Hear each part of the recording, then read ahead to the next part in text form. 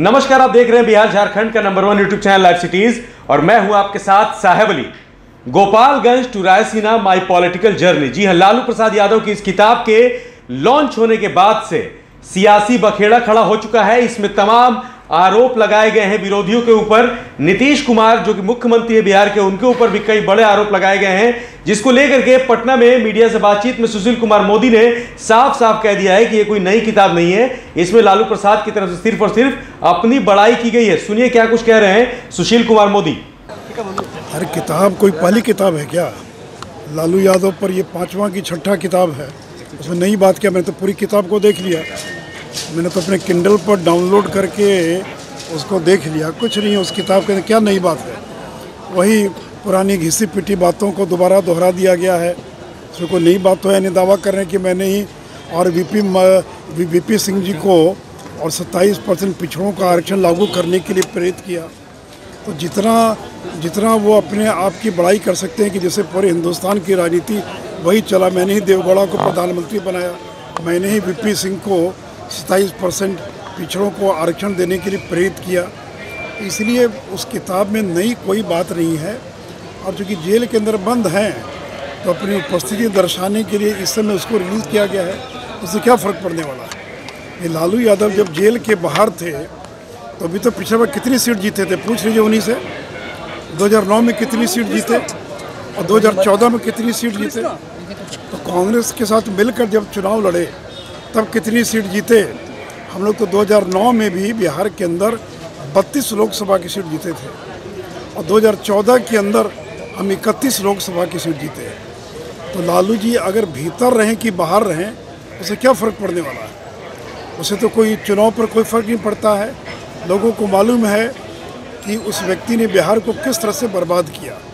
राष्ट्रीय जनता दल ने किस तरह से बिहार में जंगल राज पैदा किया, किस तरह बिहार की सड़कों को गड्ढे में बदल दिया, बिहार को अंधेरे में धकेल दिया, स्कूल कॉलेज बंद करके चरवाहा विद्यालय खुलवा दिया। तो लोग तो आज भी लालू राबड़ी के नाम से शेर उठते हैं और बहुत ही शर्म आती है इस बात पर कि राबड़ी देवी एक महिला होते हुए और राजवल्लभ यादव की पत्नी के लिए वोट मांगने गई। जो राजवल्लभ यादव एक नाबालिग लड़की के बलात्कार के अंदर जिनको सज़ा हो गई है, ये कोई भ्रष्टाचार के मामले में नहीं, ये बलात्कार के मामले में जिस राजवल्लभ यादव को और सज़ा हुई है एक नाबालिग लड़की के साथ बलात्कार के मामले में, और वो करीब फंसा दिया गया। भी जिस समय मुकदमा दर्ज हुआ उस समय हम लोग सरकार में थोड़ी थे। उसमें तो आप ही का परिवार सरकार में शामिल था, दोनों बेटे आपके सरकार में थे। तो फंसा कौन देगा? और कोर्ट ने उनको सज़ा दी है। तो आपकी पार्टी में किस तरह के लोग हैं? एक और शहाबुद्दीन है, एक और राजवल्लभ यादव हैं, एक और उनके पार्टी के अंदर इस तरह के लोगों को ये टिकट देने का काम करते हैं। इलियास हुसैन का बेटा चुनाव लड़ रहा है।